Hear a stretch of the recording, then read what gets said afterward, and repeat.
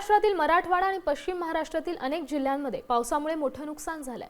याच पार्श्वभूमीवर बार्टी, सारथी आणि महाज्योतीच्या विद्यार्थ्यांनी 29 आणि 30 सप्टेंबरला होणारी परीक्षा ही पुढे ढकलण्याची मागणी केली आहे। अनेक विद्यार्थ्यांचे परीक्षा केंद्र हे मराठवाड्यातील बीड, जालना हे सगळं असल्यामुळे तिथे जायचं कसं असा प्रश्न विद्यार्थ्यांकडून विचारला जातो।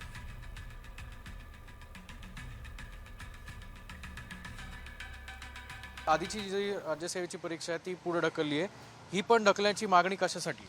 आता बघता सगळीकडे महाराष्ट्राची परिस्थिती बघता पूर परिस्थिती महाराष्ट्रामध्ये राज्यसेवेने आता 2 दिवसांपूर्वी नोटिफिकेशन जारी करून परीक्षा पुढे ढकलली, जेणेकरून पूर परिस्थिती भयंकर आहे महाराष्ट्रामध्ये। आताही काही मुलांचं मराठवाड्यातली मुलं असतील किंवा पुण्यातली मुलं असतील, पुण्यातले सेंटर 70 ते 80 किलोमीटर लांब आलेलं आहे। इथं जाण्यासाठी जो अडथळा निर्माण होतो मुलांसाठी, सोय नाही आहे, पावसामुळे खूप गैरसोय होती।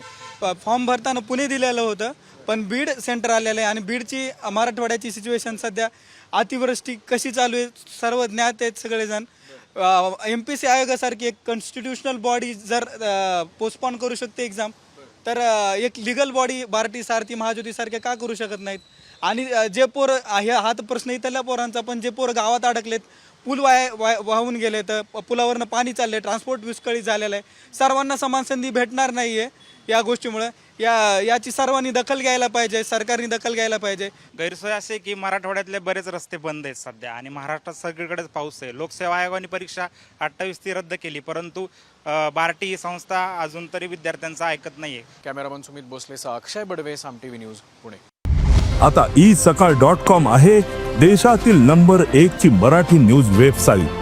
प्रत्येक अपडेटसाठी isakal.com ला नक्की भेट द्या।